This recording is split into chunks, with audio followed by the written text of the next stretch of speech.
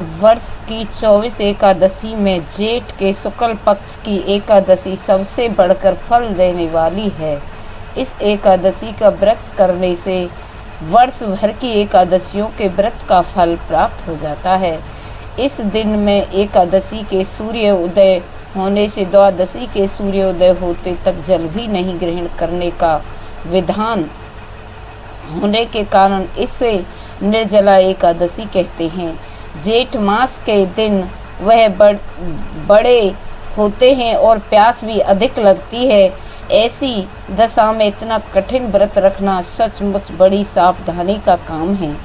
इस एकादशी के दिन अपनी शक्ति और सामर्थ्य अनुसार ब्राह्मणों को अनाज, वस्त्र, छत्री, फल, जल से भरे हुए कलश और दक्षिणा देने का विधान है।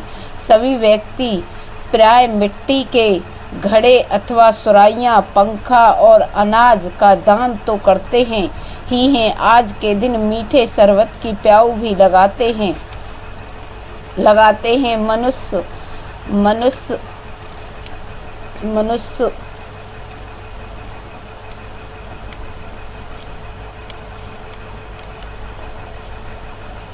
मनुष्य अधिक मास में सतत भोजन करते रहना भीमसेन की एक बहुत बड़ी कमी थी। एक दिन भीमसेन ने व्यास जी से पूछा, हे पिता, माता कुंती, भाई युधिष्ठिर, अर्जुन, नकुल, सहदेव और द्रौपदी आदि सभी एकादशियों का व्रत करते हैं और मुझसे भी अनाज खाने को मना करते हैं, परंतु मैं उनसे कहता हूँ कि भाई, भक्ति पूर्वक भगवान की पूजा आदि तो मैं कर सकता हूँ और दान भी दे सकता हूँ, परंतु भोजन के बिना नहीं रह सकता हूँ।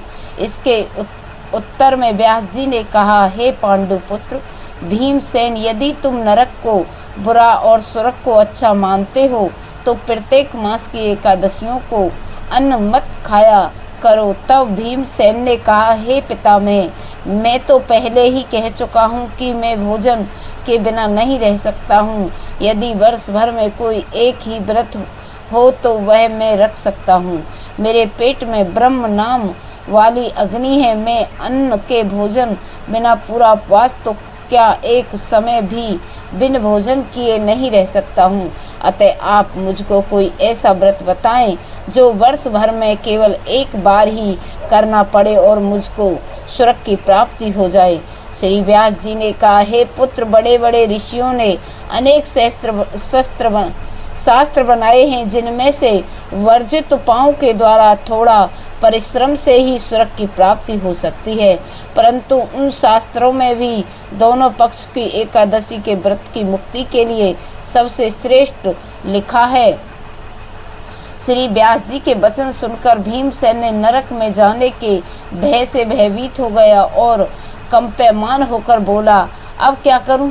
एक मास में 2 व्रत तो मैं नहीं कर सकता, हर मास में एक व्रत करने का प्रयत्न अवश्य कर सकता हूँ।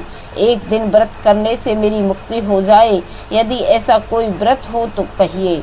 यह बात सुनकर व्यास जी कहने लगे कि वृष और मिथुन संक्रांति के बीच जेठ मास के शुक्ल पक्ष की एकादशी आती है, उस एकादशी का व्रत करो। एक एकादशी के व्रत में स्नान और आचमन के सिवा जल वर्जित है। आचमन में 6 मास जल से अधिक नहीं होना चाहिए, अन्यथा वह मद्यपान से दृश्य हो जाता है। इसी दिन भोजन नहीं करना चाहिए, क्योंकि भोजन करने से व्रत नष्ट हो जाता है। इस एकादशी के सूर्य उदय से लेकर द्वादशी के सूर्य उदय तक जल ग्रहण न करने से समस्त एकादशियों के व्रत का फल प्राप्त होता है। द्वादशी को सूर्य से पहले उठकर स्नान आदि करके ब्राह्मणों को दान आदि देना चाहिए।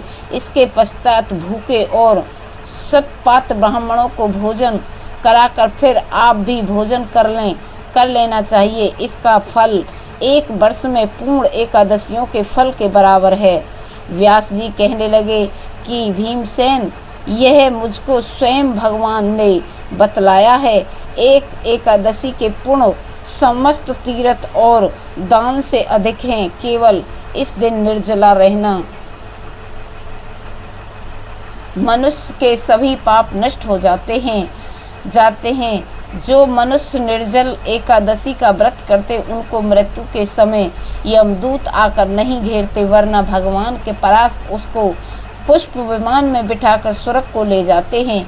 अतः संसार में सबसे श्रेष्ठ व्रत निर्जला एकादशी का व्रत है, इसलिए यत्न के साथ व्रत को अवश्य करना चाहिए। इस दिन मंत्र का जप करते चाहिए और गौ का दान भी करना चाहिए। व्यास जी के आज्ञा अनुसार भीमसेन ने इस व्रत को क्रिया के साथ, इसलिए एकादशियों को भीमसेन पांडु 10 एकादशी भी कहते हैं। निर्जला व्रत वाले दिन प्रातः काल भगवान का पूजन करके यह प्रार्थना करें कि हे भगवान, आज मैं श्रद्धा पूर्वक निर्जला व्रत रखकर दूसरे दिन भोजन करूंगा, अतः आपकी कृपा से मेरे सब पाप नष्ट हो जाएं।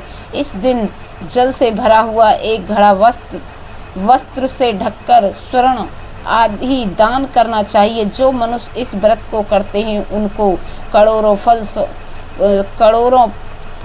पल सोने के दान का फल मिलता है, और जो इस दिन यज्ञादिक करते हैं उनका फल तो वर्णन नहीं किया जा सकता। जो मनुष्य इस दिन अन्न खाते हैं वह चांडाल के समान है, वह अंत में नरक को जाते हैं। जिन्होंने निर्जला एकादशी का व्रत किया है वह चाहे ब्रह्म हत्यारे हो अथवा गुरु के साथ द्वेष करने वाला, फिर भी इस व्रत के प्रभाव से स्वर्ग में जाते हैं।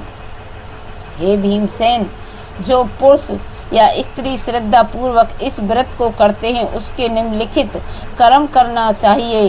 प्रथम भगवान का पूजन, फिर गौदान, ब्राह्मणों को मिष्ठान वह दक्षिणा देनी चाहिए तथा जल से भरे कलश का दान अवश्य करना चाहिए।